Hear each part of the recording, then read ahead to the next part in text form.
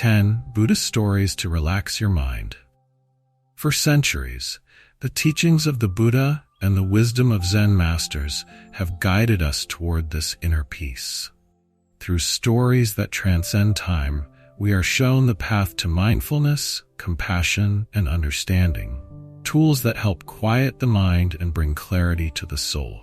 So, take a deep breath, quiet your thoughts, and prepare to journey through the wisdom of the ages. Let these stories of peace and enlightenment wash over you, helping you find stillness in the midst of life's chaos. 1. The Story of the Empty Boat. There once was a man who loved to row his boat on a peaceful river.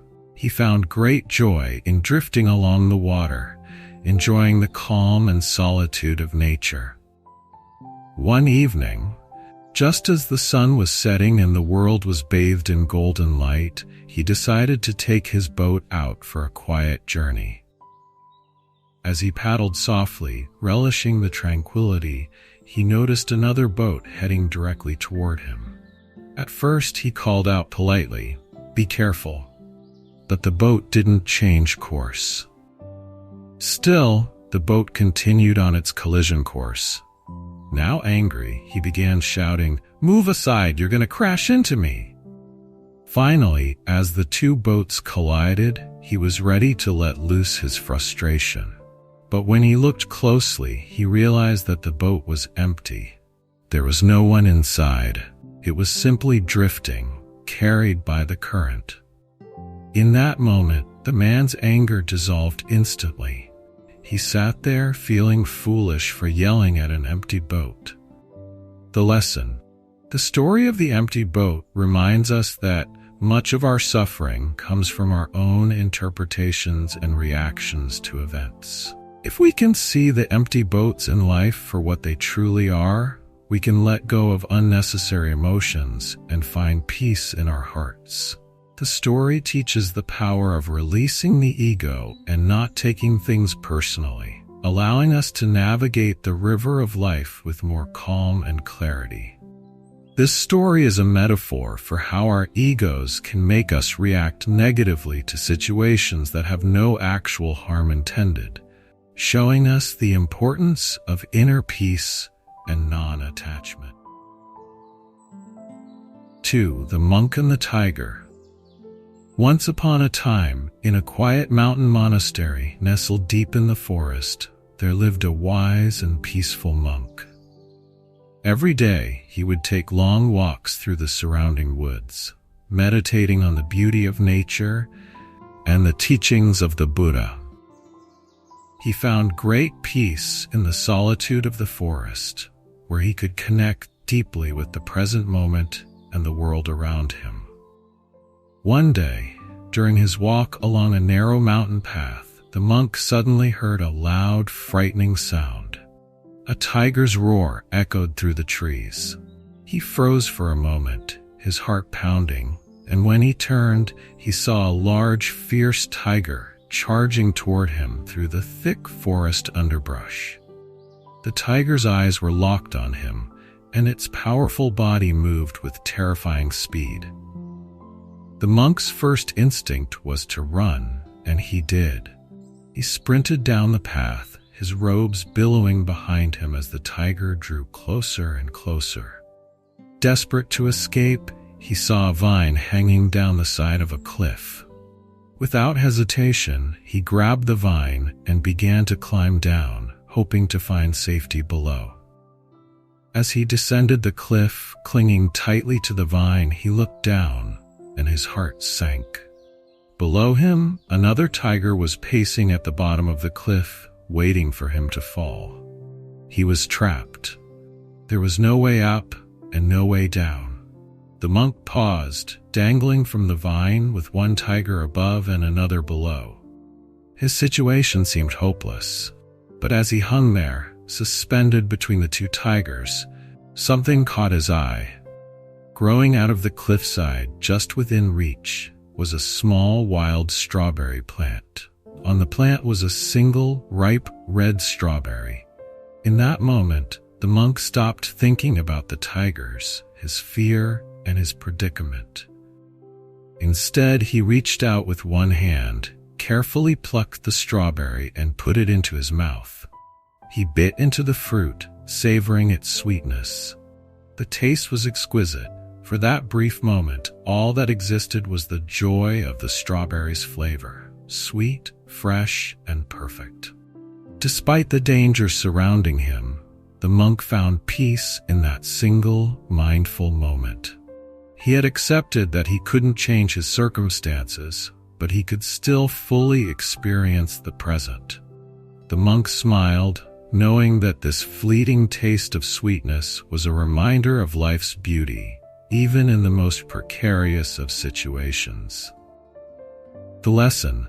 The story of the monk and the tiger teaches a profound lesson about mindfulness and being present in the moment. Life often places us in challenging and seemingly impossible situations, much like the monk being trapped between two tigers. But even in those moments, there is always something to be grateful for, some small piece of joy that we can savor. The monk's ability to focus on the strawberry, despite the danger surrounding him, shows us that we can find peace and contentment by fully immersing ourselves in the present moment. Instead of worrying about the past or the future, the tigers in our lives, we can choose to focus on the beauty and sweetness of life, right here, right now. This story encourages us to embrace mindfulness and to enjoy the simple pleasures that life offers, no matter what challenges we face. 3. The story Two Arrows. One day, the Buddha was sitting with his disciples in a peaceful forest clearing. The trees swayed gently in the breeze, and the sound of birds filled the air. The Buddha often taught his disciples about the nature of suffering and the path to enlightenment. And on this particular day, a troubled disciple approached him with a question. "Master," the disciple said, bowing before the Buddha, "I do not understand why we suffer so much in this life. Pain seems to follow us wherever we go. Why is this so? And how can we find peace amidst so much suffering?" The Buddha gazed at the disciple with kindness and understanding. He saw the confusion and frustration in his student's eyes and knew that this was a question many of his followers pondered. "Let me explain," the Buddha said gently. "Imagine that a person is struck by an arrow. This arrow causes pain, and the pain is inevitable. This is the first arrow." The disciples nodded, understanding that the first arrow symbolized the inevitable difficulties of life, the physical pain of illness, injury, or loss. "But now," the Buddha continued, "imagine that after being struck by the first arrow, the person is then struck by a second arrow. This second arrow does not come from outside. It is created by the mind. It is the anger, fear, frustration, or sorrow that follows the pain. This is the second arrow." The Buddha paused, letting his words sink in. "You see," he said, "while the first arrow is unavoidable, the second arrow is optional. The first arrow represents the natural pain we all experience in life, the challenges and hardships we cannot escape.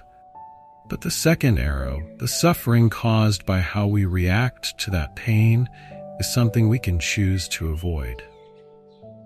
The disciple listened intently as the Buddha explained that when we experience physical or emotional pain, the first arrow, we often make it worse by adding a second layer of suffering with our mental reactions. We become angry, resentful, or anxious, and these emotions deepen the wound. Instead of accepting the pain, we resist it, and in doing so, we increase our suffering. The Buddha looked around at all his disciples and continued, "When we are struck by the first arrow, we must recognize it for what it is, a natural part of life. But we must also recognize the second arrow. It is the arrow we create ourselves. Through mindfulness and understanding, we can choose not to let the second arrow pierce us. The disciple, beginning to understand, asked, "Master, how can we avoid the second arrow? How can we prevent our minds from adding to our suffering?" The Buddha smiled. By practicing mindfulness, we can observe our thoughts and emotions without becoming attached to them. When we feel pain, we can acknowledge it without judgment. We can accept that pain is part of life, but we do not need to dwell on it or create more suffering through resistance or negative thoughts. In this way, we can stop the second arrow before it strikes. The disciple bowed again, grateful for the Buddha's wisdom. He realized that while pain in life was inevitable, suffering was often something he had been creating for himself. By choosing to respond to pain with awareness and acceptance, he could find peace even in difficult circumstances. The lesson: the story of the two arrows teaches us an important distinction between pain and suffering. The first arrow, representing unavoidable pain, is something that all of us experience in life, whether it be physical discomfort, emotional hurt, or loss. These challenges are part of the human experience. However, the second arrow, symbolizing the suffering caused by our mental and emotional reactions, is something we create ourselves. When we react to pain with fear, anger, or resentment, we deepen our suffering. The Buddha's teaching in this story encourages us to practice mindfulness and acceptance. While we cannot control the first arrow, we have the power to avoid the second one by responding to pain with awareness, understanding, and compassion. By doing so, we can reduce our suffering and find peace, even in the face of life's inevitable challenges. 4. The Parable of the Mustard Seed. Once, long ago, there lived a young woman named Kisa Gotami. She was kind, compassionate, and devoted to her family, but her life took a tragic turn when her only child, a beloved son, fell ill and passed away. Overcome with grief, Kisa could not accept her son's death. She carried his lifeless body in her arms, wandering from house to house, desperately seeking someone who could bring him back to life. At each door, Kisa begged, "Please, help me. My son is dead. Is there anyone who can cure him?" But everyone she approached turned her away, saying that there was nothing they could do. Her sorrow grew heavier with each step, and her heart ached more with every rejection. One day, Kisa's path led her to a wise elder who took pity on her and said, "Go to the Buddha. Perhaps he can help you." With a flicker of hope in her heart, Kisa Gotami hurried to the Buddha, who was known for his compassion and wisdom. She found him sitting calmly under a Bodhi tree, surrounded by his disciples. Falling to her knees, she placed her son's body before him and pleaded, "Master, please, bring my child back to life. I cannot bear this pain." The Buddha looked at her with great compassion and understanding. He could see that Kisa was deeply suffering, but he also knew that she needed to learn a profound truth about life and death. He thought for a moment and then spoke softly, "I can help you, Kisa, but first, you must bring me something. Go into the village and bring me a mustard seed." Kisa's heart leapt with hope. "Yes, master, I will bring you a mustard seed," she said, her voice trembling with relief. But before she could leave, the Buddha added, "The mustard seed must come from a household that has never experienced death. If you can find such a household, bring the seed to me, and I will bring your child back to life." Kisa nodded eagerly and set off on her mission. She went to the first house in the village and knocked on the door. A kind woman answered, and Kisa explained her request. "Please, can you give me a mustard seed?" but it must come from a home where no one has ever died." The woman looked at Kisa with sad eyes and said, "I am sorry, but my husband passed away last year." Kisa thanked her and moved on to the next house. Again she made her request, but this time the response was, "I am sorry, but my mother passed away many years ago." House after house, Kisa Gotami knocked on doors, hoping to find one that had never known death. But at every house she heard stories of loved ones lost: a mother, a father, a brother, a sister, a child. As the day wore on, Kisa began to realize that death was not unique to her. It was a universal experience, one that touched every family. Finally, as the sun began to set, Kisa returned to the Buddha, empty-handed, but with a new understanding. She knelt before him, her heart no longer filled with desperate hope, but with acceptance. "Master," she said, "I could not find a single house that has never known death. Every family has experienced the loss of someone dear to them. Now I understand that death is a part of life and no one can escape it." The Buddha nodded gently and replied, "Kisa, you have learned an important truth. Death is inevitable, and suffering comes to all who are attached to the things of this world. But by accepting the impermanence of life, you can find peace. Your grief was not unique, it is shared by all beings. This is the nature of existence." With these words, Kisa Gotami realized that her suffering, though intense, was not hers alone to bear.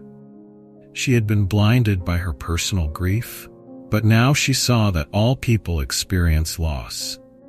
This new understanding allowed her to release her son's body and bury him with dignity, finally finding a sense of peace in the face of life's inevitable changes.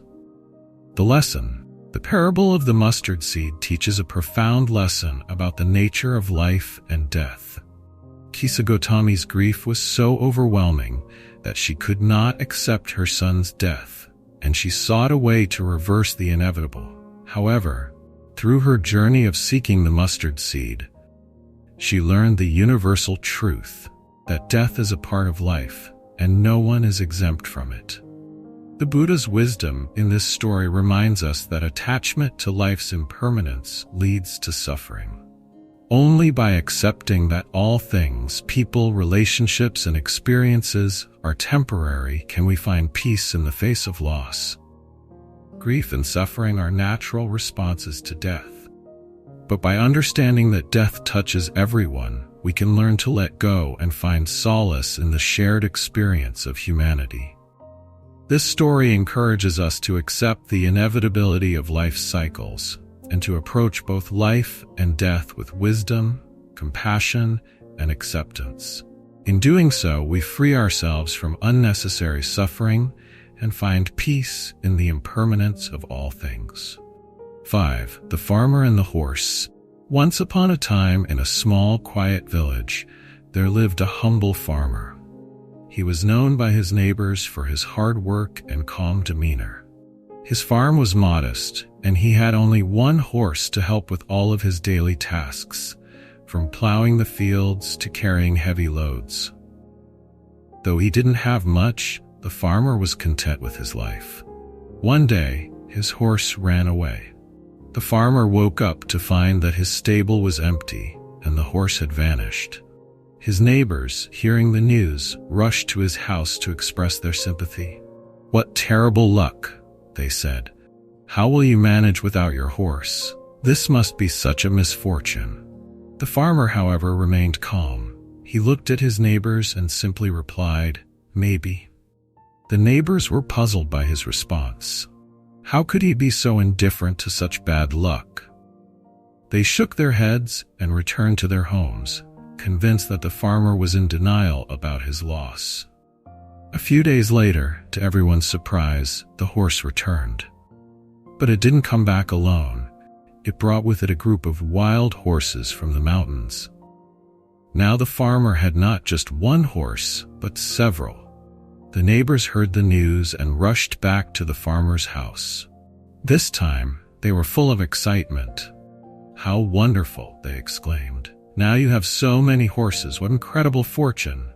The farmer again looked at his neighbors, smiled calmly, and said, "Maybe."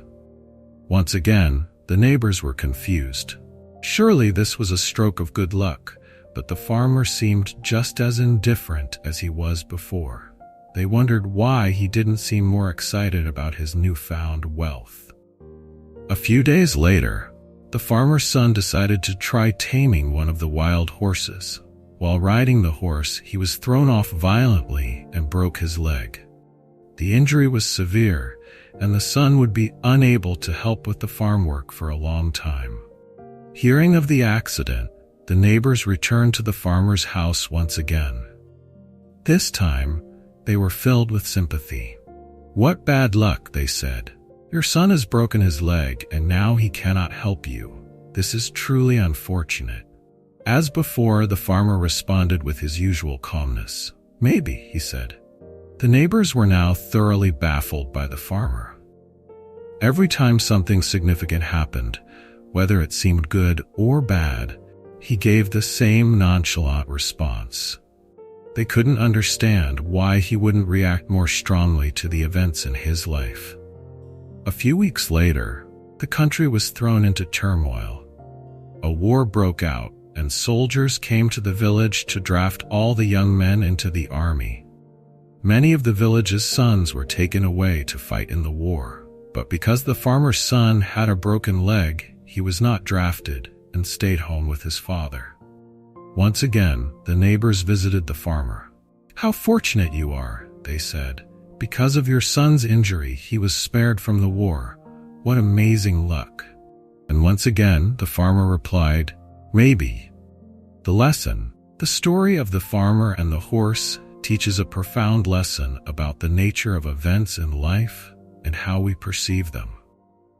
What seems like misfortune may turn out to be a blessing, and what appears to be good luck may lead to unexpected difficulties. The farmer's calm and measured response, "Maybe," reflects his understanding that life is unpredictable, and it is impossible to judge events as good or bad in the moment.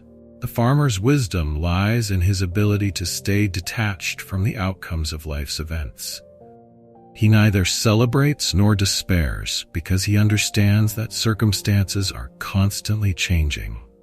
What may seem like a blessing today could bring challenges tomorrow, and what feels like a loss today may lead to unforeseen benefits in the future.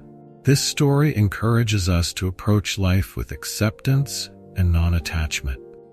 Instead of getting caught up in labeling events as good or bad, we can maintain a balanced perspective, knowing that life's twists and turns are often beyond our control.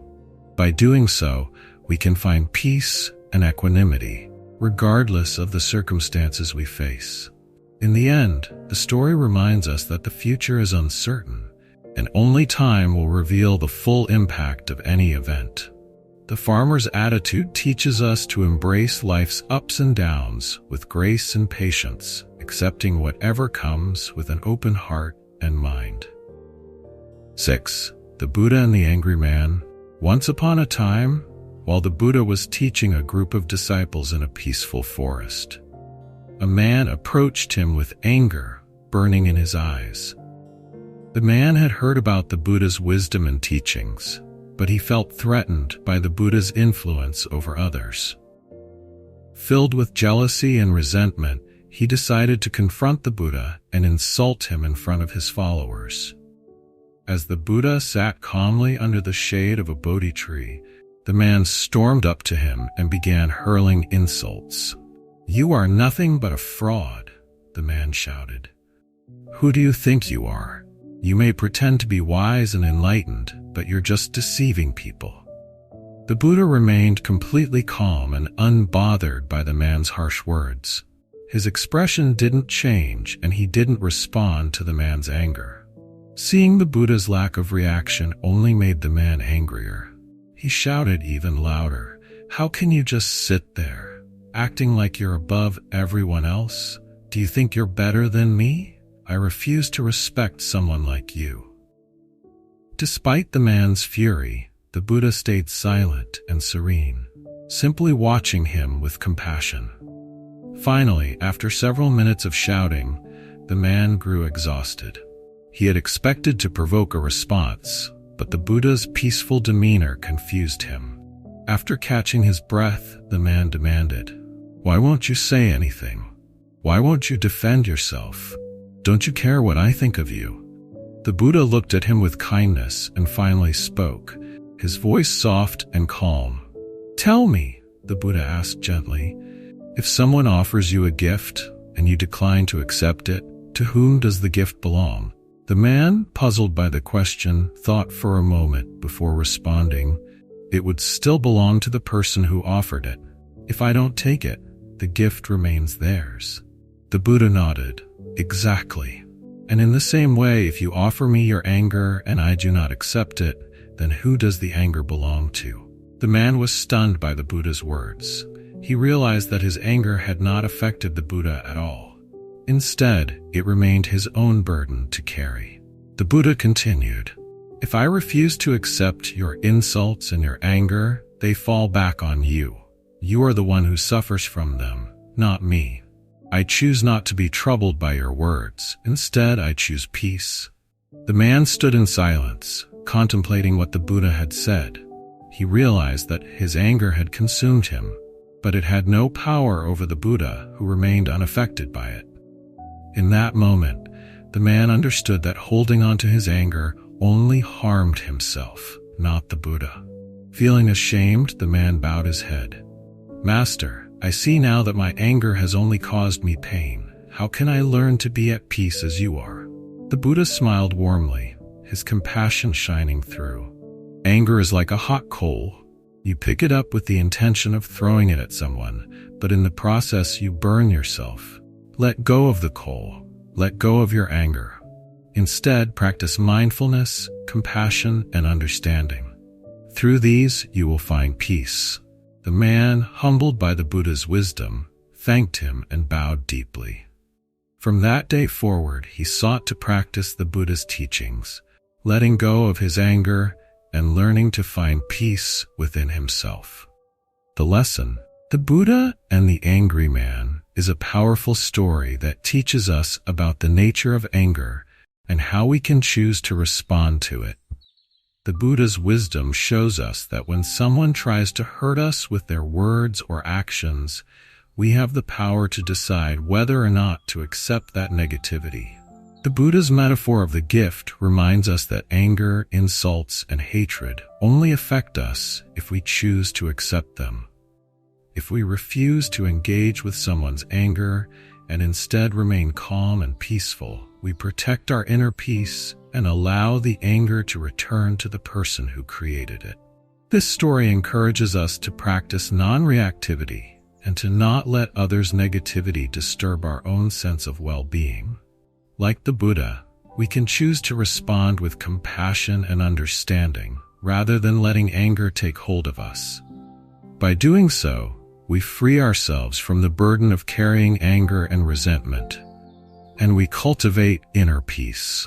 Ultimately, the story reminds us that anger is a choice, and by choosing peace over anger, we empower ourselves to live with greater serenity and compassion. 7. The Monk and the Teacup. In a quiet Zen monastery nestled in the mountains, a revered monk lived a life of deep contemplation and mindfulness. His students admired him for his wisdom, calm demeanor, and the way he embraced the present moment, never disturbed by the chaos around him. Every day, the monk would sit in meditation, drink tea, and share lessons with his students. One afternoon during their usual tea ceremony, the monk held up a simple clay teacup and gazed at it for a long moment. The cup was beautiful in its simplicity, with a soft, earthy color and a perfectly rounded shape. The students, curious about their master's silent contemplation, waited eagerly to hear what he had to say. After a few moments, the monk smiled and said, "This teacup is already broken." The students looked at one another in confusion. They could see clearly that the teacup was whole, undamaged, and perfectly intact. One of the younger students couldn't contain his curiosity any longer and spoke up. "Master, the teacup is not broken. It is perfectly fine. Why do you say it is already broken?" The monk, still smiling, placed the teacup gently on the table in front of him. "In my mind," he said softly, "this teacup is already broken. It may seem whole now, but one day, perhaps tomorrow, perhaps years from now, it will break. This is inevitable. When I understand that it is already broken, I can fully appreciate it as it is, without clinging to it. I can enjoy drinking tea from it, knowing that its life is temporary." The students were silent, absorbing the weight of the monk's words. They realized that the master wasn't speaking only about the teacup. He was offering them a deeper lesson about life itself. The monk continued, "Everything in life is like this teacup. All things, no matter how beautiful or precious, are impermanent. We cannot hold on to them forever. When we understand that, we are free to enjoy life fully, without fear of losing what we have. We can appreciate each moment, each relationship, each experience, knowing that it, too, will pass. And when it is gone, we will not suffer, because we have already accepted its impermanence." One of the older students nodded thoughtfully and said, "Master, does this mean we should not love or care for things because they will one day be gone?" The monk shook his head gently. "No, it means the opposite. When we accept the impermanence of all things, we can love them more deeply, because we are not holding on out of fear of loss. We love and appreciate them for what they are in this moment. We understand that they are part of the natural flow of life. In this way, we can live with a peaceful heart, unburdened by the attachment to things that are bound to change." The students, now enlightened by the monk's lesson, sat in silent meditation, contemplating the truth of his words. They realized that the teacup was a metaphor for their own lives, their relationships, and everything they held dear. By accepting that everything they cherished was already broken, they could live with greater freedom and inner peace. From that day forward, whenever the students sat down for tea, they would remember the monk's lesson. They would hold their teacups with a sense of mindfulness, appreciating each sip and each moment, knowing that life's beauty comes from its fleeting nature. And when things inevitably changed or were lost, they were prepared, their hearts open to the ebb and flow of existence. The lesson, The Monk and the Teacup, teaches a profound lesson about impermanence and non-attachment. The monk's declaration that the teacup is already broken reflects the inevitable truth that all things in life are temporary. By accepting this fact, we free ourselves from the pain of attachment and learn to live in the present moment. This story encourages us to appreciate life's moments, relationships, and possessions without clinging to them out of fear of loss. When we embrace the impermanence of all things, we can love more deeply and live with greater peace, knowing that change is a natural part of life. The story also shows us that non-attachment does not mean detachment from love or experience. Instead, it allows us to engage fully with life without being weighed down by the fear of loss. It teaches us to hold things lightly, to enjoy them fully in the moment, and to let them go when the time comes.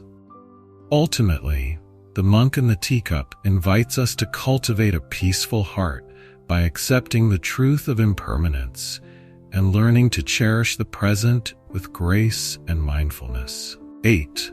The Buddha and the Robe. In ancient India, during the time when the Buddha traveled across villages and towns to spread his teachings, he often attracted a large number of followers. Many of them were moved by his wisdom and left their homes to become monks and disciples under his guidance. One day, while staying in a small village, a wealthy merchant heard about the Buddha's presence and decided to visit him. He was deeply inspired by the Buddha's teachings and wanted to offer him a gift as a token of his respect. The merchant brought a beautifully woven, luxurious robe made of the finest silk, richly adorned with intricate patterns. The merchant approached the Buddha, bowed respectfully, and presented the robe with reverence. "Lord Buddha, I wish to offer you this robe as a sign of my gratitude for your teachings," he said. The Buddha looked at the robe and then at the merchant with a gentle smile. He sensed the merchant's sincerity and the desire to give. However, the Buddha lived a life of simplicity and was not interested in material wealth or luxuries. His needs were few, and he taught his followers to live in simplicity as well. "Thank you for your kind gesture," the Buddha said, "but I cannot accept this robe. It is far too extravagant for a simple monk like me. I am content with the robe I already wear." The merchant was surprised by the Buddha's response. "But Lord Buddha, I offer this robe out of respect for you. Surely you deserve the best that I can give." The Buddha, still smiling, replied, "If you truly wish to honor me, there is another way you can use this gift. Take this robe and offer it to someone who is truly in need, someone who lacks even the basic clothing to cover themselves. That would bring greater merit and joy." The merchant, realizing the Buddha's deep compassion for the poor, nodded slowly. He understood that the true essence of giving was not about offering gifts to those who already had enough, but about providing for those in need. "Thank you, Lord Buddha. I will do as you say," the merchant said. He took the robe, and later he found a poor man in the village who was shivering in the cold with only rags to wear. The merchant gave the robe to the poor man, who was overjoyed and deeply grateful. The next day, the merchant returned to the Buddha and shared what he had done. The Buddha nodded approvingly and said, "You have done well, my friend. True generosity is not in giving to those who expect or do not need it, but in helping those who are in real need. By sharing your wealth with those who are less fortunate, you have brought true joy and compassion into the world." The merchant bowed deeply, feeling a warmth in his heart that he had not known before. He realized that the Buddha's wisdom extended beyond the simple act of receiving a gift. It was about understanding the true nature of giving, the importance of compassion, and the joy that comes from helping others. The lesson, The Buddha and the Robe, is a story that teaches a timeless lesson about the true nature of generosity and compassion. It reminds us that the value of a gift lies not in its material worth, but in the intention behind it and the impact it has on those in need. The Buddha's refusal to accept the luxurious robe is a reminder that material things do not bring lasting happiness or fulfillment. Instead, the Buddha encouraged the merchant to find someone who truly needed the gift. By doing so, he taught that true generosity comes from a place of empathy and a desire to alleviate the suffering of others. This story encourages us to look beyond superficial acts of giving and to seek opportunities to make a real difference in the lives of those who are struggling. It shows that acts of kindness, when directed toward those who need them most, can bring greater joy and a sense of purpose. In the end, the Buddha and the Robe is a reminder that the essence of compassion lies in understanding the needs of others and responding to those needs with an open heart. By giving thoughtfully and selflessly, we can create a ripple effect of kindness that extends far beyond a single act, touching the lives of many. 9. The Buddha tames the elephant, Nalagiri. During the time when the Buddha was residing in Rajagaha, a city in ancient India, his teachings were spreading widely, and more people were following his path of peace and enlightenment. Among those who were jealous of the Buddha's growing influence was Devadatta, his cousin and former disciple, who harbored resentment and desired power for himself. Devadatta sought to harm the Buddha in many ways. One of his most dangerous plots involved an elephant named Nalagiri. Nalagiri was known for his wild nature and great strength, and he was kept in the royal stables. Devadatta went to the elephant keepers and persuaded them to release Nalagiri into the streets when the Buddha was passing by, hoping that the wild elephant would trample and kill him. The day came when the Buddha was walking through the city with his disciples, teaching and spreading his message of compassion. Devadatta's men released Nalagiri, and the furious elephant charged through the streets, causing panic and terror among the people. The villagers ran in fear, and even the Buddha's disciples urged him to take shelter.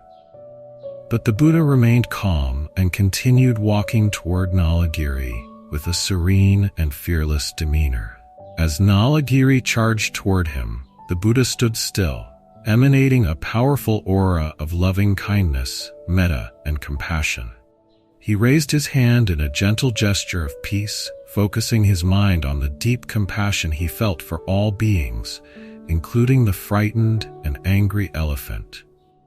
The Buddha's presence was filled with such calm and kindness that it had a profound effect on the raging animal. When Nalagiri came close to the Buddha, he suddenly stopped. The fierce anger in the elephant's eyes faded, replaced by a sense of calm. He bowed his head before the Buddha, who then gently stroked Nalagiri's head, speaking softly to him with compassion. The wild elephant knelt at the Buddha's feet, completely tamed and peaceful. Witnessing this miraculous event, the people of Rajagaha were astonished. They marveled at the Buddha's ability to turn a violent elephant into a gentle creature through the power of love and compassion alone. Even Devadatta's followers were humbled by this act and began to question their loyalty to him. After the encounter, the Buddha explained to his disciples and the people that loving kindness is a powerful force that can transform even the most aggressive beings. He taught that when we cultivate compassion within ourselves, we can overcome anger and hatred, just as he did with Nalagiri. The Buddha's teachings help the people understand the importance of maintaining inner peace and compassion, even in the face of hostility. The lesson: this story emphasizes the power of love and compassion in overcoming aggression and fear. The Buddha's ability to calm Nalagiri shows that true strength lies in a peaceful heart, capable of transforming even the most difficult situations. It teaches us that when faced with anger or violence, responding with compassion can create harmony and understanding, bringing peace not only to others but also to ourselves. The story of the Buddha and Nalagiri inspires us to face challenges calmly and with a loving mind, helping us cultivate patience and understanding, which can relax and soothe the mind. 10. The Parable of the Raft. One day, the Buddha was teaching his disciples about the nature of his teachings, the Dhamma, and the importance of using it wisely. He used a simple yet profound parable to illustrate how his teachings should be understood. The Buddha began by describing a man who found himself on the shore of a river. The river was deep, wide, and filled with dangerous currents, and the other side was peaceful and free of danger. This man wanted to cross the river to reach safety, but there was no bridge or boat in sight. So he decided to gather some logs, branches, and leaves, and tied them together to construct a raft. Using his strength and effort, he paddled across the river on this makeshift raft, eventually reaching the safety of the opposite shore. Once on the other side, the man thought to himself, "This raft has served me well. It helped me cross the river and reach safety. Now should I carry this raft on my back and continue my journey, or should I leave it behind, recognizing that it has fulfilled its purpose?" The Buddha paused and asked his disciples, "What do you think, monks? Should the man carry the raft with him after he has crossed the river, or should he let it go?" The disciples replied, "He should leave the raft behind, Venerable Sir. it is no longer needed, as it has served its purpose. The Buddha smiled and continued, "In the same way, monks, I have taught you the Dhamma, which is like a raft. It is useful for crossing over the river of suffering and ignorance. But once you have crossed over, you should let go of the Dhamma, not cling to it or become attached to it. The teachings are meant to be tools for liberation, not objects of attachment." He further explained, "Just as the man does not carry the raft with him once he has crossed the river, you too should not cling to my teachings rigidly. Use them to reach enlightenment and freedom from suffering, and then be willing to let go of even those teachings. Holding on to them after they have served their purpose can become a burden, just as carrying the raft would be." Lesson: the parable of the raft teaches us that the teachings of the Buddha or any spiritual guidance are like a raft that helps us cross from the turbulent waters of suffering to the peaceful shores of enlightenment. They are tools, not ends in themselves. Once we have achieved inner peace and understanding, we must let go of rigid attachment to those teachings, remaining open and free. This story encourages us to practice flexibility, avoid dogmatism, and understand the true purpose of spiritual teachings. It reminds us that wisdom lies in knowing when to use something and when to let it go, helping us maintain a balanced and peaceful mind. Thank you for watching, and may you always carry the peace of these stories within your heart. Join our community by liking and subscribing to our channel, Buddhist Insight, where ancient wisdom meets modern mindfulness. Discover more stories that soothe the mind, calm the heart, and bring light to your everyday life.